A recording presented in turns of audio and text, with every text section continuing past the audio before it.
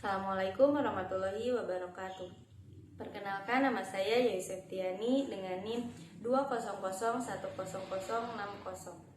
Kelas A1 Bimbingan dan Konseling 2020. Di sini saya akan menjelaskan apa itu negatif mood sampai dengan solusinya. Menurut Thayer, mood atau suasana hati adalah perasaan-perasaan yang cenderung kurang intens dan yang terjadi karena situasi dan kondisi yang sedang dialami.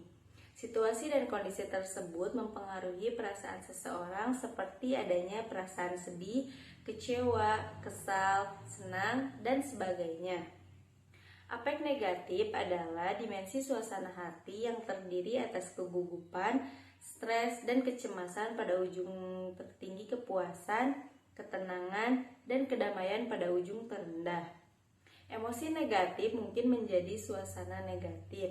Seseorang berpikiran bahwa mengingat peristiwa tentang emosi negatif 5 kali lebih kuat daripada mengingat peristiwa yang positif, sehingga seseorang akan lebih mudah mengingat pengalaman negatifnya daripada pengalaman positifnya.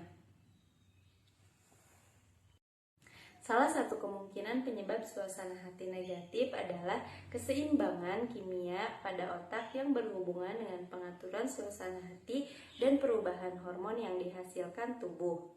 Ketidakseimbangan ini pun bisa terjadi tergantung pada banyak faktor berbeda. Gejala yang timbul pada penderita kondisi ini berbeda-beda. Hal ini tergantung pada jenis gangguan mood serta usia masing-masing penderitanya. Gejala mood yang sering terjadi yaitu perasaan sedih, cemas, atau hampa yang terus-menerus terjadi, merasa putus asa atau tidak berharga, kehilangan minat pada aktivitas yang sebelumnya disenangi, kesulitan berkonsentrasi dan mudah marah, bahkan hingga terjadi permusuhan. Faktor yang mempengaruhi suasana hati negatif yaitu yang pertama, situasi.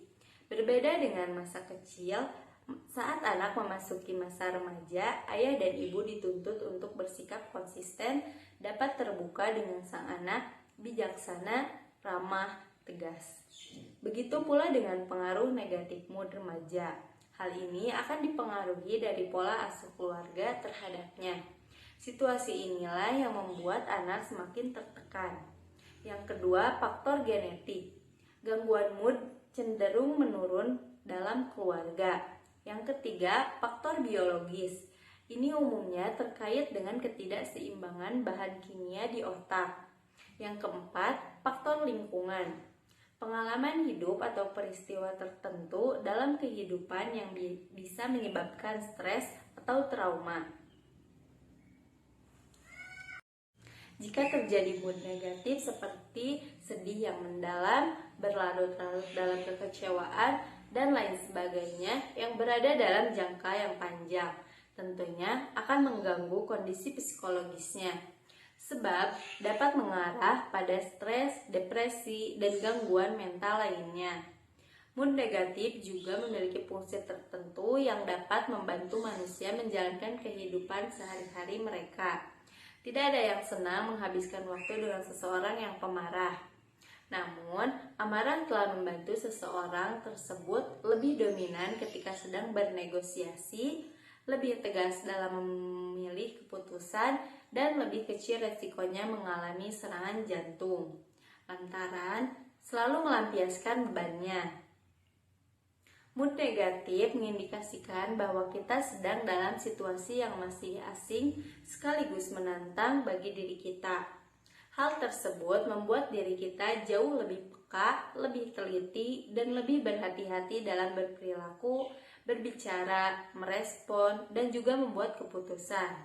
Selain itu, amarah atau mood yang negatif juga terbukti dapat membantu seseorang jauh lebih mahir dalam bergaul. Ini dikarenakan dirinya akan menjadi lebih berani untuk bertindak tanpa harus main aman.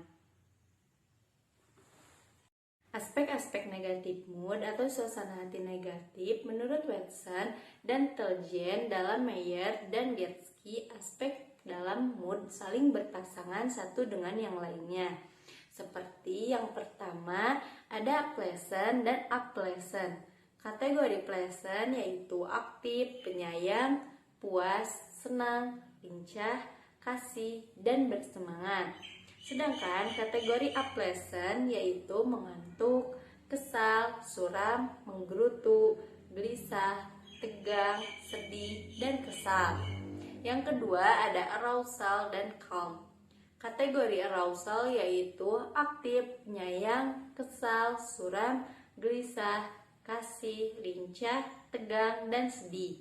Sedangkan kategori calm yaitu sedih dan lelah. Yang ketiga ada positif dan tyrant.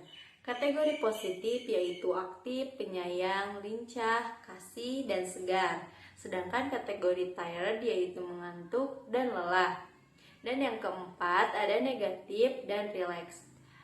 Kategori negatif yaitu kesal, suram, gelisah, tegang. Sedangkan relax yaitu tenang. Negative action adalah kondisi mood yang hadir melalui kondisi valensi negatif. Negative action contoh itemnya adalah takut, marah, cemas, dan gugup. Selanjutnya yang terakhir yaitu solusi. Sebagian besar kasus gangguan mood berhasil diatasi dengan berbagai jenis pengobatan.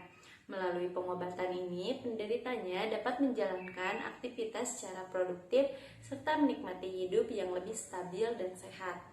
Tergantung pada jenis tingkat keparahan yang dialami. Berikut adalah beberapa prosedur pengobatan yang umum dilakukan untuk mengobati mood. Yang pertama yaitu ada obat-obatan. Dokter dapat meresepkan obat-obatan untuk membantu mengurangi dan mengelola gejala mood yang terjadi. Yang kedua ada psikoterapi. Mungkin perlu menjalani psikoterapi atau konseling guna mengatasi kondisinya. Pada terapi mood ini, psikiater akan membantu mengubah pandangan pengidap yang menyimpang mengenai dirinya atau lingkungan sekitarnya. Terapi ini juga membantu meningkatkan hubungan interpersonal serta mengidentifikasi dan menghindari berbagai pemicu stres. Sekian yang dapat saya sampaikan, kurang lebihnya mohon dimaafkan. Terima kasih. Wassalamualaikum warahmatullahi wabarakatuh.